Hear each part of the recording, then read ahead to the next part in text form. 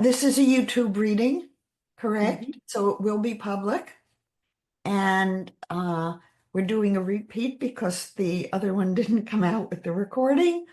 So hopefully it will come out now. And I will share my screen.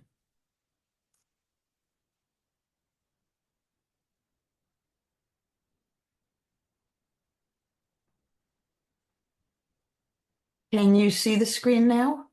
Yes, I can. Okay. So I usually like to start with the mandala. The body map, the noble energy map, is based on the Kabbalistic Tree of Life. This is the body graph, and I've color coded it for the astrological signs of each gate and channel. You began prenatally with your sun in the 10th hexagram. And then by the time you were born, it had moved to the 36th hexagram. And by the time you were 3 months old, it had moved to the 12th hexagram. The reason I show you that is that it's showing that between the third trimester of pregnancy and birth, and then the first 3 months of life, between the transiting sun and the transiting earth, the whole zodiac has been programmed into your consciousness. That's important because at the age of 3 months old, we know that developmentally, it's when a baby begins to exercise volition or choice. They reach for objects. There are preferences that they begin to show for people, for foods, for activities, depending on the culture, depending on what they've been exposed to. We can see that there are things that at 3 months of age show the baby's personality and who they are. So I'm looking at the 3 month period. In the basic human design, we have one chart, the conscious waking reality chart. When I did the research with Ra Uru Hu, who was given the design system, he gave me what he called the dream design. It was a 15-gate matrix, lunar, turned on its side like this. I keep my charts vertical mainly because we're talking about conscious interactions with the different layers of consciousness. However, when we sleep, we do go horizontal, and we do move into a 15-gate matrix. However, even though not all of the channels and gates are activated in the lunar design as part of the spiritual component of ourself, the additional gates are transits. So I show them because they influence the consciousness, even though they're not in that specific world. When I began doing the scientific research that Ra asked me to do, I recognized that someone like yourself, who has a sacral center when you're awake and then loses it when you sleep, you're very different than someone who has no sacral center and then gains it. So you're someone, Charlotte, who probably goes to sleep thinking you know what kinds of decisions you're going to make. And then you wake up in the morning and you say, what was I thinking? Mm-hmm. Because you're tuning in to other energies when you sleep than when you're awake. And because you're so open when you sleep, you have no sacral center, no self center, your crown and your ajna are open. it tells me that you tend to be empathic, especially not just for people, but also for animals. And you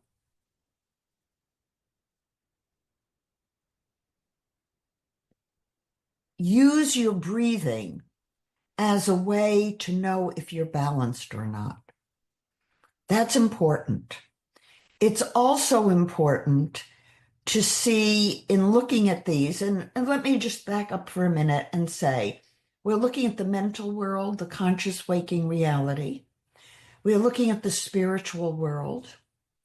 We're looking at the emotional world. And we're looking at the physical world.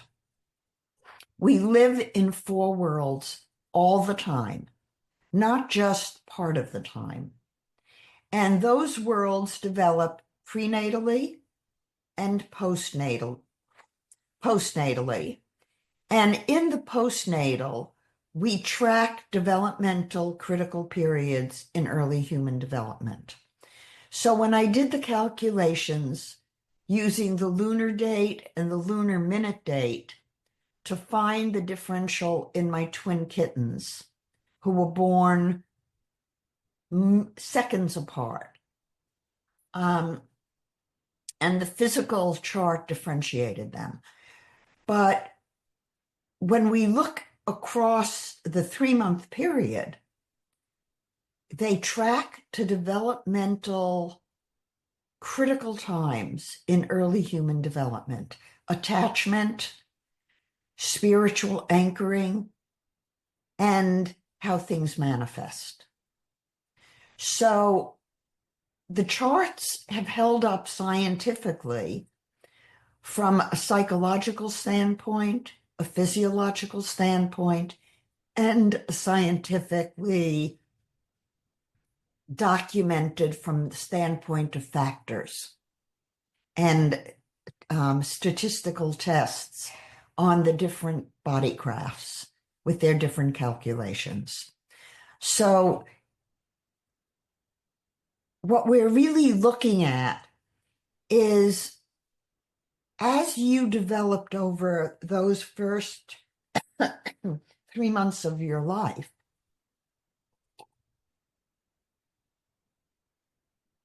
what kinds of abilities came online for you, and what kinds of things can you rely on within yourself versus what things come and go, or what are you picking up from other people?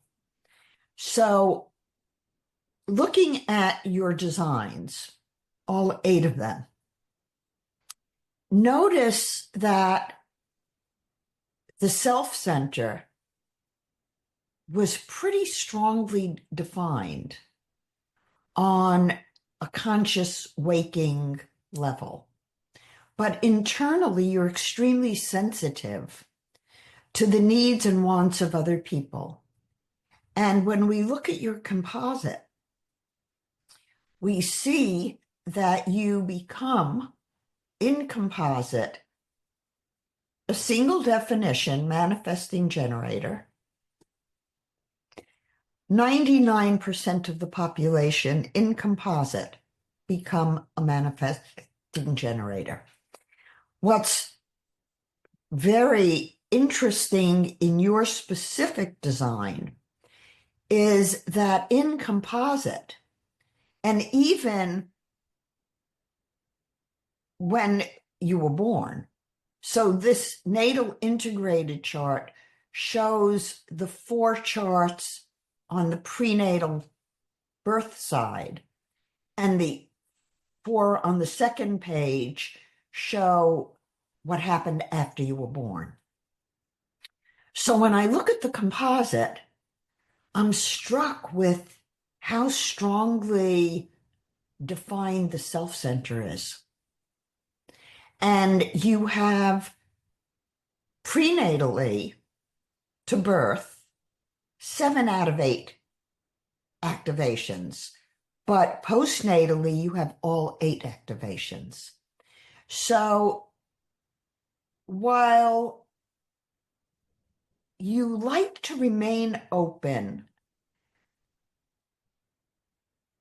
in your thinking about how you relate to people. But the truth of the matter is that you really have a strong sense for who you are, and you have not been willing to compromise that for anybody. Mm-mm. It's very rare that I see someone with all 8 gate activations out of the self center. So, what might that mean? It means that you're very empathic to everyone, because the 515 is the only channel in the body map that exists in all 4 worlds. So you came in with the instinct to live in all 4 worlds. And the most important of those worlds is the spiritual world. And when we look at what activates you spiritually,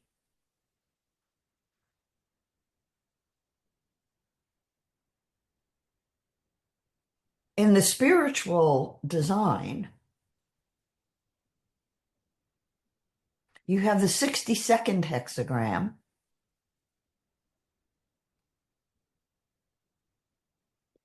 and that's it. The 19. You have 2 portals to the spiritual component. You have the 19th hexagram, which is your Venus.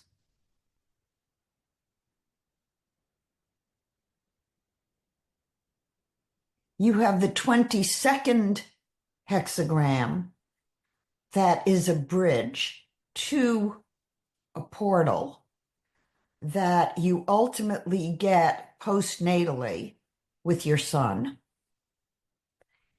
The 62nd hexagram is your moon, and it connects to the 17 postnatally with your north node. So you're looking to communicate spiritual knowledge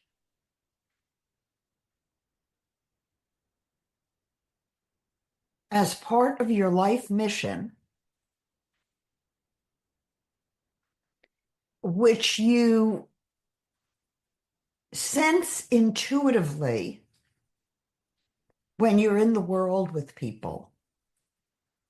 But taking action on that, it can be problematic for you if you're not clear that the 2nd hexagram, which is Mars in Taurus. In the 8th house. Yes.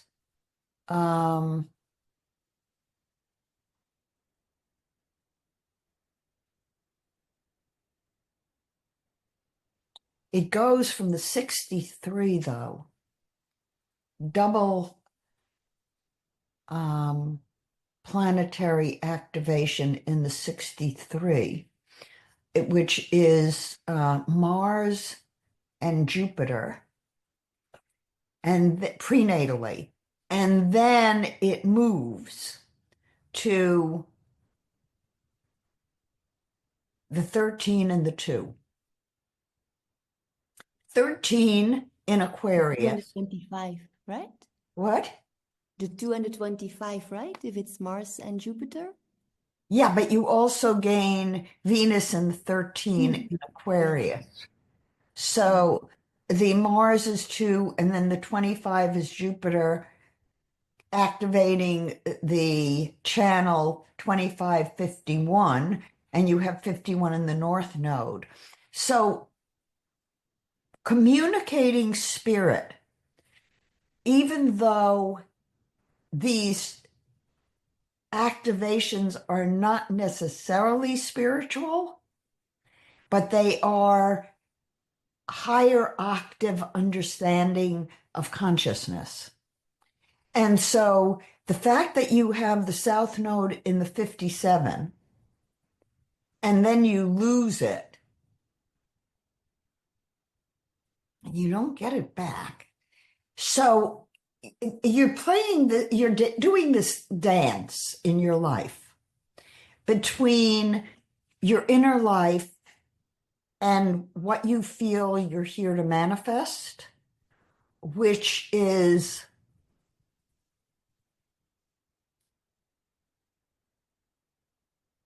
waiting to know what you know and waiting for the words to express what you know, to communicate what you feel your inner self is driving you to express. And you must, absolutely must, because you have the 2 and you have the 46. The 46 is postnatal lunar Earth. And you also keep the 6th hexagram with your natal Earth. And that is a bridge to the emotional world. So if we keep watch over your composite, which is basically where you need to be looking to understand yourself, there's a lot of mental pressure to make sense of what it is you're perceiving in the world, that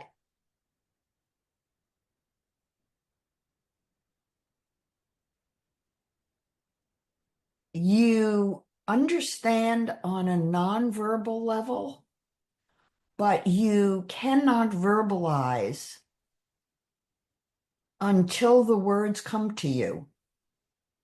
And they come to you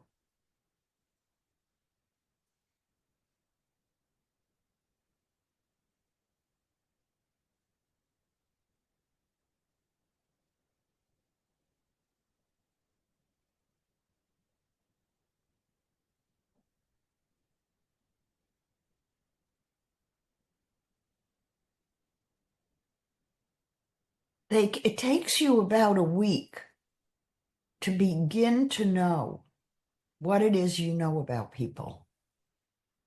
And I would think growing up,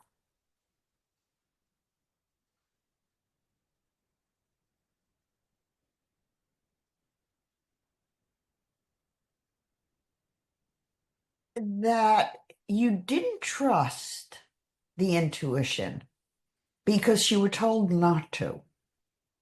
Mm-hmm. And part of the issue with that has to do with the timing.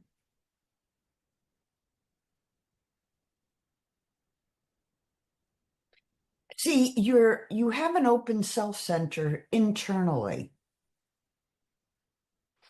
So even though you could put up a fight for bringing it into the mental world, a child can't override the parenting. And so if we look at the lunar postnatal,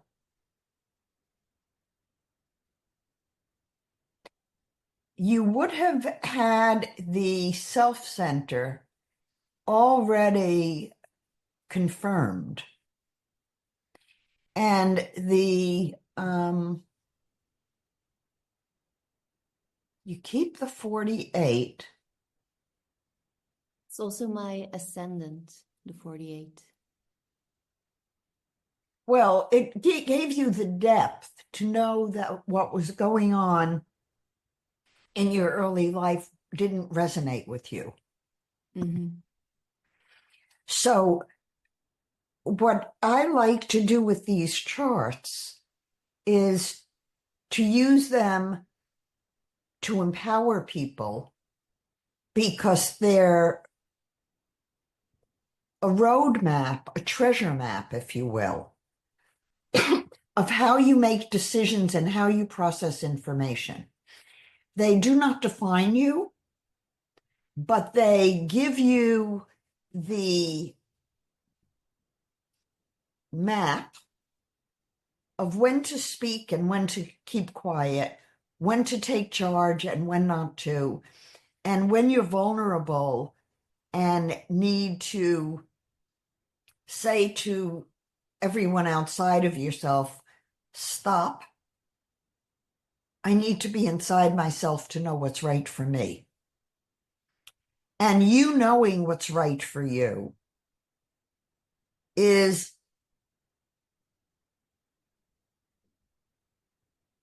what you need to do because you know more than most people what's right for you because of the 8 gates coming out of the self center. So nobody should be messing with you, Charlotte.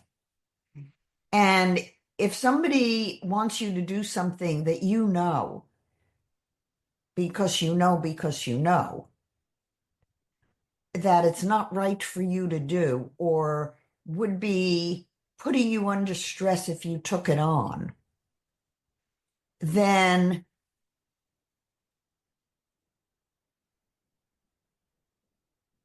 that's not somebody you should be around.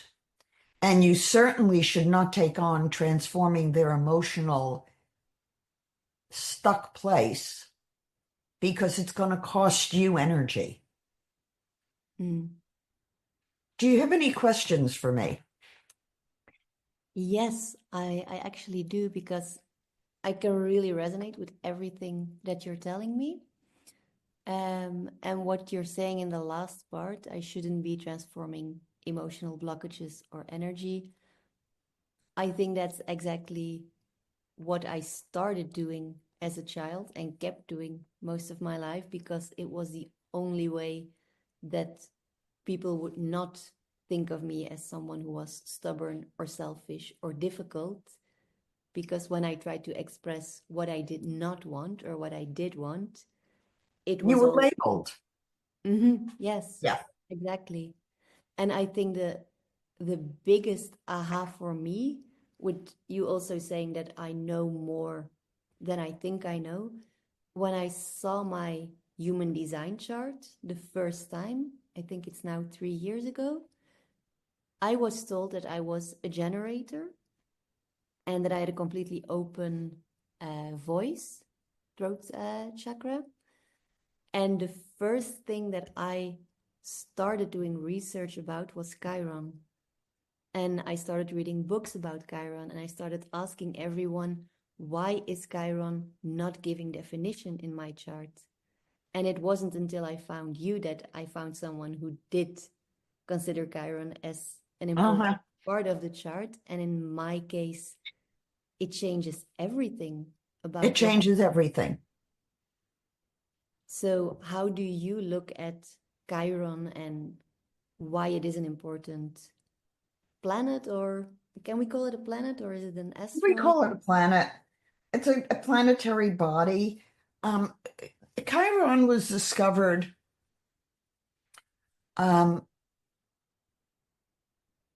what happens with astrology is that when a planetary body has been discovered, it gets added into the system.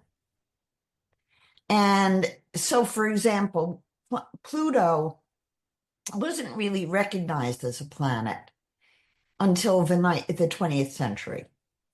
And so charts done prior to that did not include Pluto. When we do a chart for someone born in the 1700s, let's say, now we do include Pluto. So to leave out Chiron And the reason I do use Chiron is that I was intrigued by it because Chiron is it is at home in the ninth house.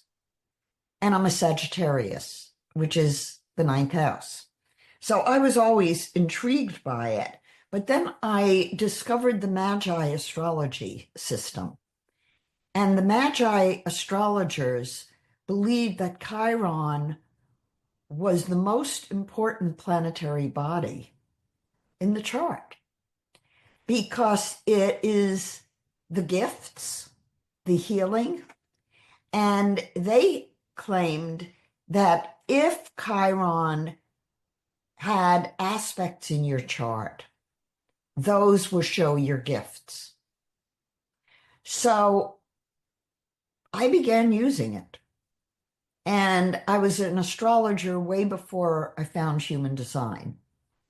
So Chiron was it's the one asteroid planetary body that I've always used. There are others that people use, and some people, excuse me, go crazy with the asteroids. I don't, because I haven't found them that useful. And they cause a little bit of clutter.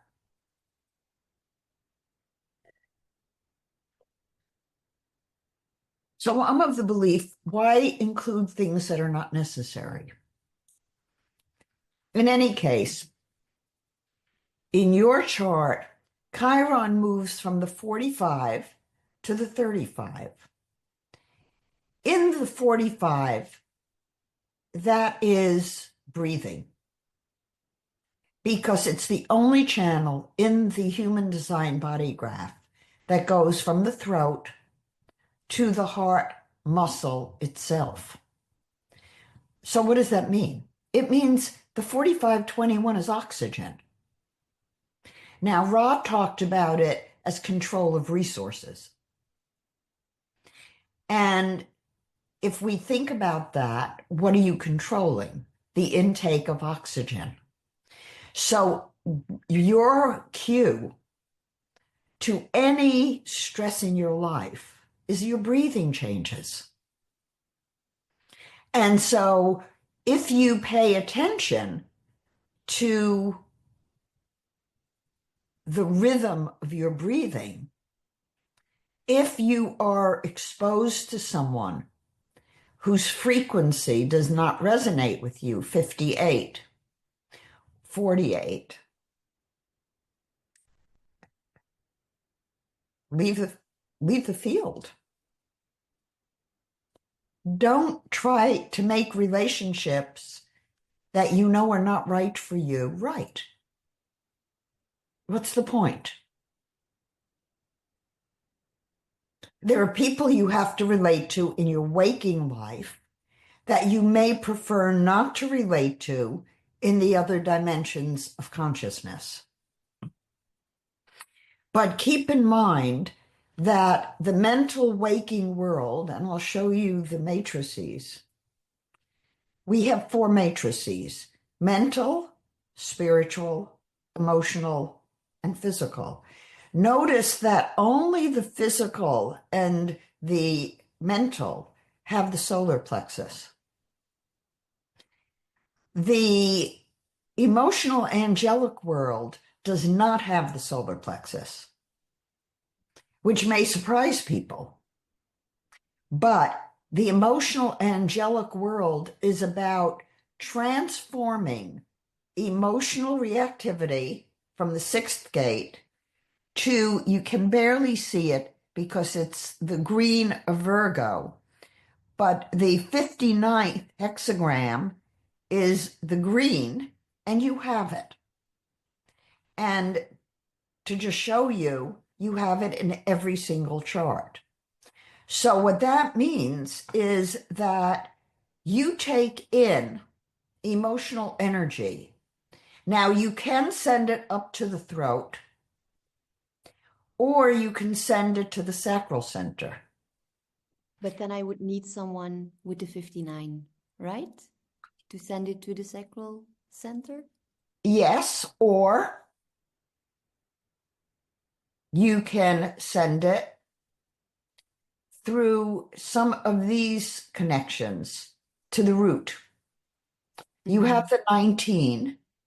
So you have 3 activations that are well, you have 1, 2, 3, 4 activations that can connect you to the root or the sacral center. Once those get connected through that channel, then you use your intuition. If it gets connected up from the 6 through the 1222 or the 3635, it's going up through the 6217. And you're going to most likely write about it. Or talk about it. That's your poetry. Yes. It is your vehicle for putting together what you understand of emotional transformation. I would make a bet that if we read through your book of poetry, the largest percentage of the poems would be about emotional transformation. That's about right.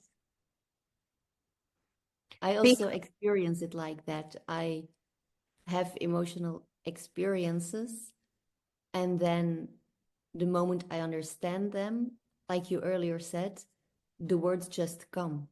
I can't control it. I can't say, and now I'm going to sit down and write something. It doesn't work like that. I have to be out in nature. I have to walk. I have to move. I have to do some sports, something physical. And then there's just this moment where it clicks. And it's often also at night. I just wake up and it's there like a download. And then I have to write it down. And it's perfect the way it is. I don't need to edit it or adjust it. It's just there. And then there's no emotional loading on it anymore. It's just an understanding, and I can share it with the world. So, do you take in a question that, Often. yes, okay. So the question is coming from the strong crown and ajna. You have let me show you. You have the 61 postnatal lunar to the 24 prenatal lunar. They're not in the spiritual design, but they're in the emotional angelic design. And they activate, because they're not in that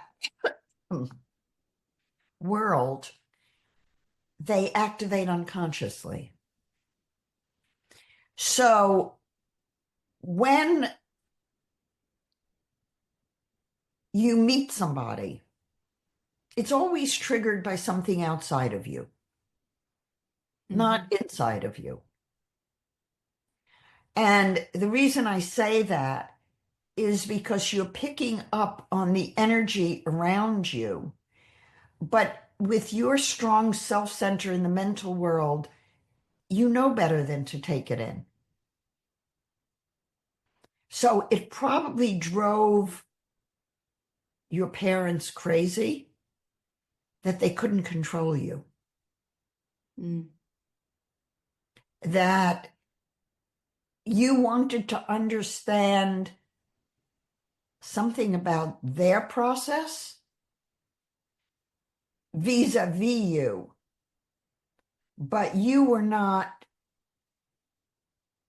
It's almost as though you were saying, wait a minute, I need to understand this, but I'm not taking it on.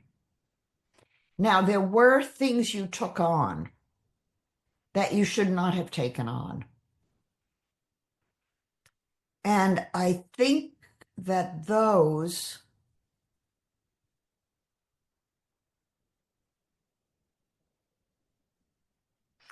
were probably doing things for other people more than changing your inner self.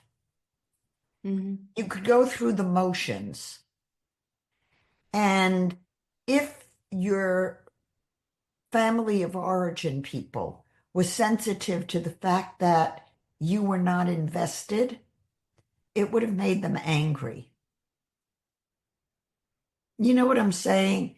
It's like Yes, you were going through the motions of pleasing them superficially, but they knew you didn't mean it. I really try to though. To mean And it? I tried to please them, to be the daughter they wanted me to be. And I think I really tried very hard to be it, but Uh-huh. I just couldn't. And it resulted in most of my youth, I just hid myself in books and in my fantasy, and I built my own world there. And then there were, especially from age 16, more difficult times where I started really doubting myself and who I was and who I could be. And I started rejecting myself because of things that were said to me. For example, my mother got breast cancer, and I was told that it was my fault because I was a difficult child. When my parents argued, it was also my fault because I was a difficult child. So I did, especially after my mother died and my father rejected me and kicked me out of the house, I really started to believe that I killed my mother, I made her sick, and that there was something wrong with me that only my father could see. But then after 6 or 7 years, my body just started giving me so many signals that I was not living in the right way. And then I started to go to a psychiatrist and started doing research for myself because I knew that everything I was living was like a lie or something that I created and that was not in line with who I was supposed to be and what I was supposed to do. And then everything, like the tower in the tarot, started falling apart. So I could like not rebuild myself, but finally start Discover being, yourself. yes, discover myself and be who I was always meant to be, I think. So let's look at the astrology. This is your basic astrology chart. Mm-hmm. Notice how you have Saturn, Uranus, and Neptune all in the third house. So those are Saturn, what did I say? Saturn, Uranus, and Neptune. Saturn is in the 5. Uranus is in the 11, in the Ajna. And Neptune is in the 58. Now, Neptune in the 58 is interesting because the 58th hexagram is frequency, sensitivity to frequency. So you were sensitive to frequency and you were also being tested. And notice that Pluto was in Scorpio, right on your second house cusp. That self-esteem, inner resources, it was pushing you to stand up for yourself. And what the Scorpio energy is very intense. So when Pluto was in Scorpio, your intensity was probably a little bit much for your family.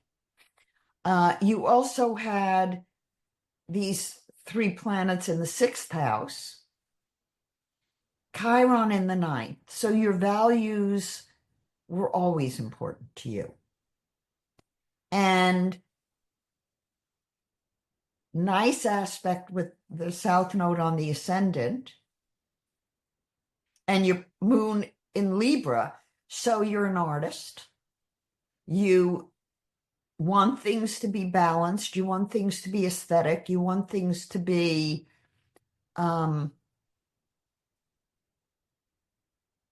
certain frequency.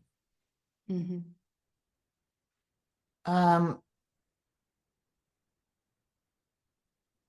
And the frequency,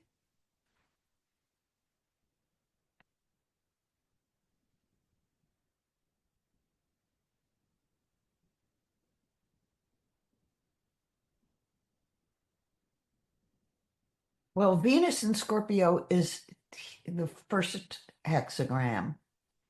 And the 15 is Gemini. Let's see where your Earth is. It'd be in the 11th house. And then I progressed the chart. Ooh. Progressed ascendant is right on the midheaven. And I used the diurnal, which, if you notice, all of the times are the same. And it's your birth time. So that's one of the tricks that Katie taught me, is when you're progressing a chart, use the birth time, because then you get the accurate ascendant. And the ascendant here is right on your midheaven, right on the 11th house cusp. So important that your work be disseminated to groups, Okay. to the public. It's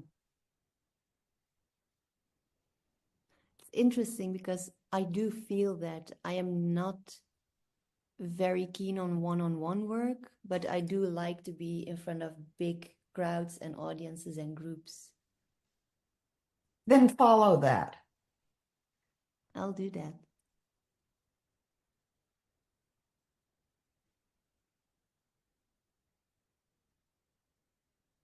The Chiron is transiting your 7th house, which is relationship. And what's your status with your boyfriend? Is it legal? Do you have a legal relationship? We live together and we're planning on staying together. So, but we are not married at this moment. Do you want to be married? Yeah, if he asks me. Does he know that he needs to ask you? I think so, but I don't want to put pressure on him, so I'll let You it just. know, when oh, it's raining out. When Marvin and I met in India and he came back, he just called and moved in, right? Uh, and about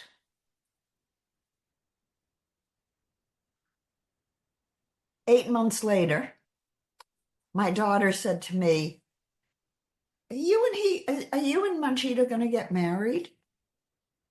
And I looked at her and I said, well, he hasn't asked me. And I said, you can ask him the question because I don't know. And so the next day she looked up at him and she said, are you going to marry my mommy? And he said, oh, that's a good idea. You want to get married?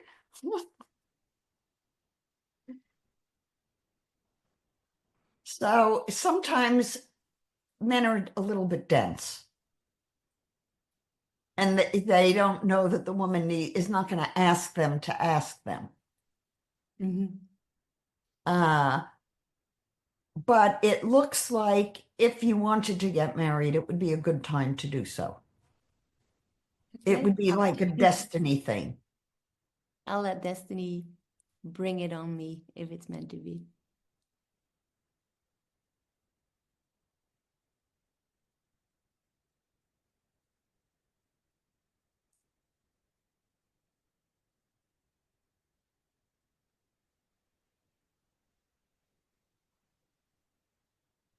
I think you're going to have a little bit of um,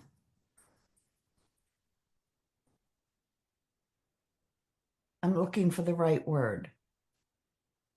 In the chart, Neptune and North Node are conjunct, transiting your sixth house, which is work, creativity. Neptune and North Node are imagination. I think you maybe could think about a new slant on what your work has been that might be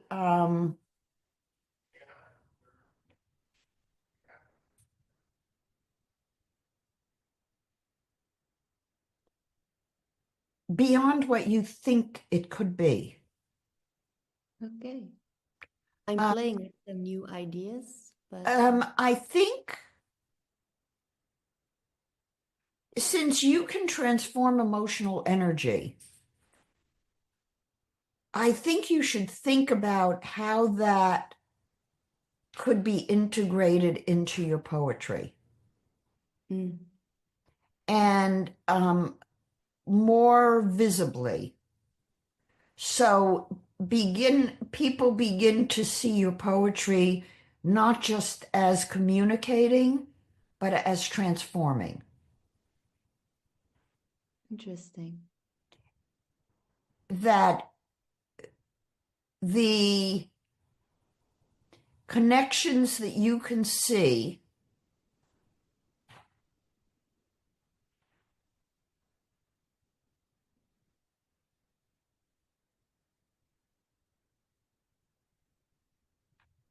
not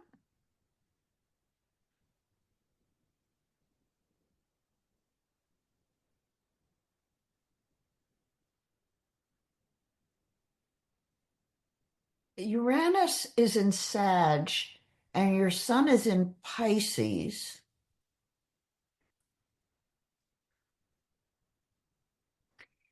But look at this. We have the moon 24 degrees in Libra,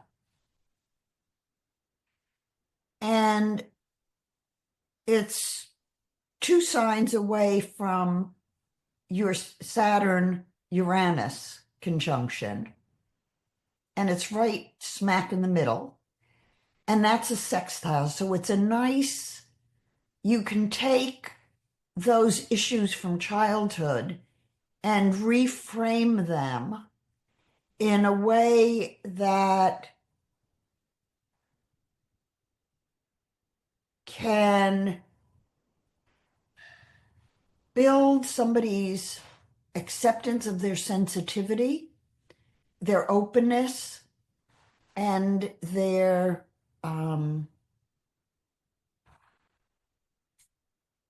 ability to transform. So I think that the aspect for that in your natal chart is there. And right now it's being triggered to be activated. Does that make sense to you? Because I'm just reading the Yeah. chart. No, it does. I've been thinking a lot about how I bring emotional consciousness to the world through my poetry, and I'm thinking about ways to do it to work with mainly teenagers in groups to teach them how to accept their own emotions and insecurity and to like really be okay with everything they're feeling and You learn. might, are you doing my 5-day experience? Yep, I'm doing Okay, it. because what I'm thinking is the first day when I go over the spirit, that's really important for teenagers. Mm-hmm. Yeah. This is your tri-wheel. So at the center is the first ring is the prenatal. Then we have the middle ring is the natal. And then the outer ring is the postnatal. And it's just the birth chart.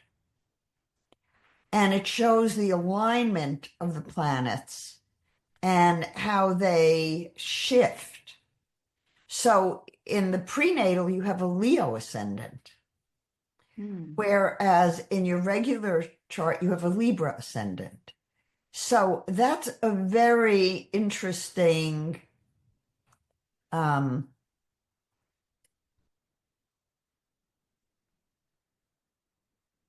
shift of energy. It does resonate in a way. Well, your prenatal moon is in Leo.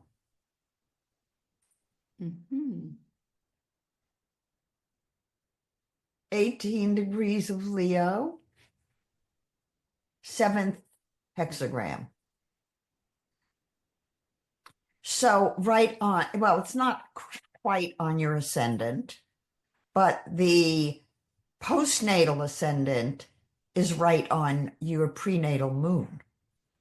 So the prenatal moon in Leo is pushing you toward taking action. Makes sense. So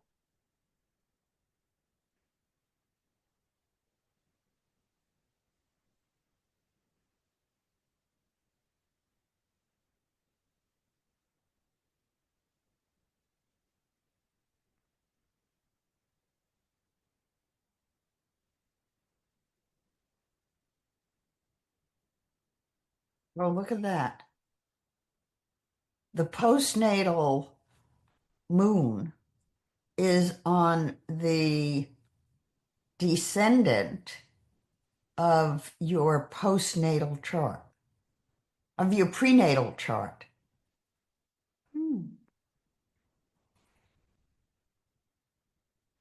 What's so interesting looking at a tri-wheel is that you begin to see the integrated design. You begin to see how things return to position, how things reinforce each other, how, as a human being, there's emphasis like exclamation points in all the charts, especially with the slow-moving planets, because they don't move that much. But with the fast-moving planets, like the moon and the Mercury in your 7th house, it's interesting that here we had Chiron and Mercury, and here we have the moon and Mercury. So a lot of emotional energy for you is tied up in your relationship. And I think, before we wind up, to say to you, make sure you and your boyfriend communicate about the depth of spirit. And if you could get him to do the 5-day challenge with you, that would be great. The 5-day experience I'm talking about, for those of you who are on YouTube, occurs January 13th through 18th. And I actually begin at the Friday before and going over what it is. But it's a 5-day experience that takes maybe 20 to 30 minutes a day of spirit, physical, emotional, mental, and integrated world, so that you have a sense for how you relate to them. And they're not based on a chart. They're based on internal self-reflection. I did it last year and it really gave me so much insight. So I look forward on seeing new stuff coming to consciousness. Yep. Well, this will be interesting. We'll see where your reading lands. So I'm going to turn off the recording. Thank you.